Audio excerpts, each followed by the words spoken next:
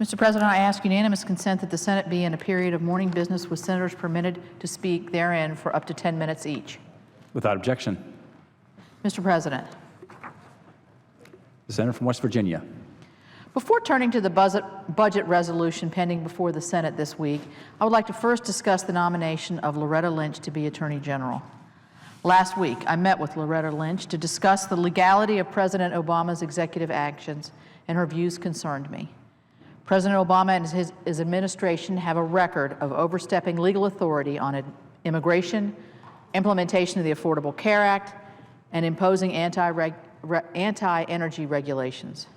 Despite her qualifications, I am just not confident that Loretta Lynch will exercise the independence needed to stand up for the proper separation of powers, and I will not support her nomination.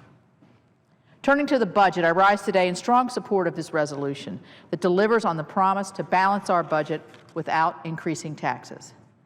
West Virginia families and families across our country understand they cannot continually spend more money than they take in. Each month, families have to balance their budgets and decide how to spend their limited resources, make tough choices, set priorities, and account for unexpected expenses. Unfortunately, annual deficits are routine for the federal government, but we have recently endured 4 straight years with an annual deficit of at least $1 trillion. Despite recent drops, our national debt now stands at $18 trillion. That totals more than $56,000 for every American. American families cannot withstand spending more than they earn from month to month, and neither should the federal government. The debate on this budget resolution brings the Senate to an important crossroads. We can choose the president's path, which increases taxes and adds another $6 trillion to our national debt, or we can choose to support the responsible budget on the Senate floor this week. If we fail to make the tough decisions to reduce our federal spending, we will leave mountains of debt to our children and our grandchildren. Our first responsibility as leaders should be to leave our country better and stronger for the next generation of Americans. That starts by taking steps to balance our budget. And this budget balances in 10 years. This budget provides us with the flexibility to address many of the important issues confronting our nation, including evolving threats from terrorists. When West Virginians hear about ISIS, instability in Yemen, the failing state of Iraq, the first thing we think about is the safety and security of our own families. Terrorism hits close to home, and we must ensure that we have the flexibility to fund a strong national defense. Like American families, we must have flexibility to account for unexpected expenses and unexpected threats as they arise. This budget resolution gives us the ability to pass a long-term highway bill that is paid for. We must invest in our nation's roads and bridges and do so in a fiscally responsible way. This budget resolution paves the way for an extension of the state children's health insurance program, a bipartisan initiative which will hopefully be considered by the Senate in short order. And this budget facilitates changes that help our rural hospitals continue to provide critical medical services to our communities. Our nation's priorities are reflected in this nation's budget. I want to draw special attention to the energy provisions in this budget. I've said many times an energy economy is a jobs economy. Energy is at the forefront of many West Virginians' minds, whether we're paying for our monthly energy bill or checking the gas prices. The production of coal and natural gas also accounts for tens of thousands of jobs in West Virginia. In recent years, we've seen what advances in energy technology can do to broaden energy production and benefit the broader economy. The shale boom has made the United States a leading producer of both oil and natural gas. The benefits are felt by Americans every time they fill up their tank and balance their budgets at the end of the month. In my state of West Virginia, Marcellus Shale natural gas production is creating jobs and providing the opportunity to expand downstream manufacturing.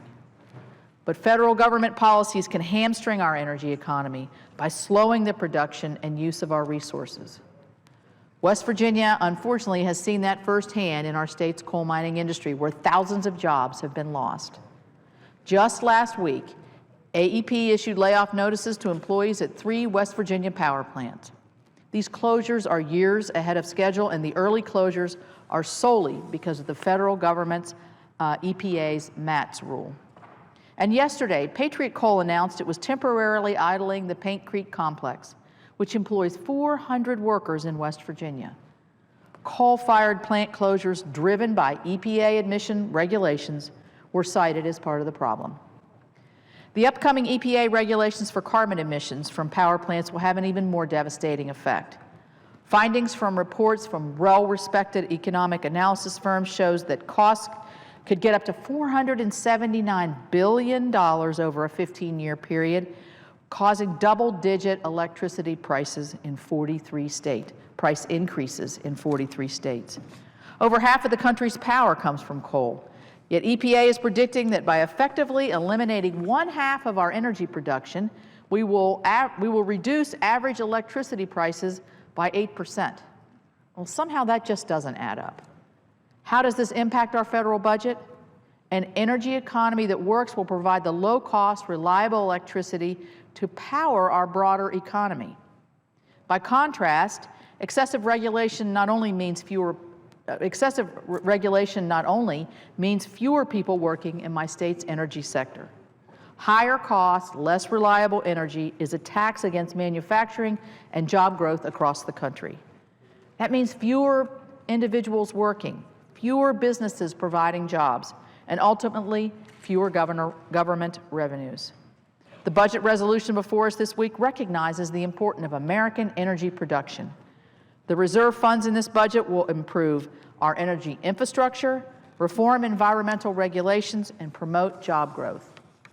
To supplement the strong energy provisions already in the budget, I have filed several amendments to strengthen our energy security. Last year, the administration reached a climate agreement with China. That agreement requires short-term carbon emission reductions here in the United States, but China is allowed to continue increasing its carbon emissions until 2030.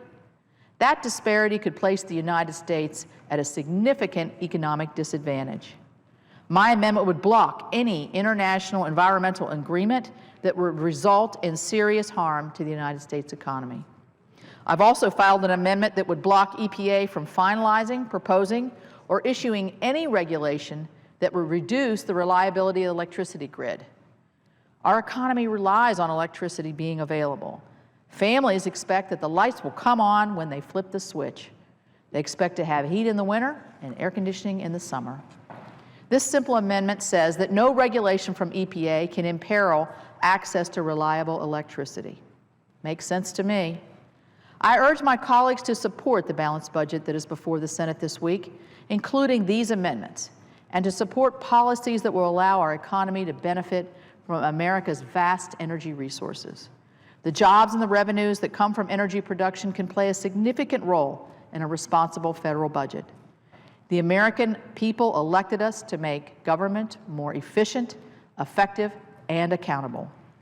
American families must live within a budget, states must adhere to a budget, and it's time for the federal government to do the same. Mr. President, I yield back the remainder of my time.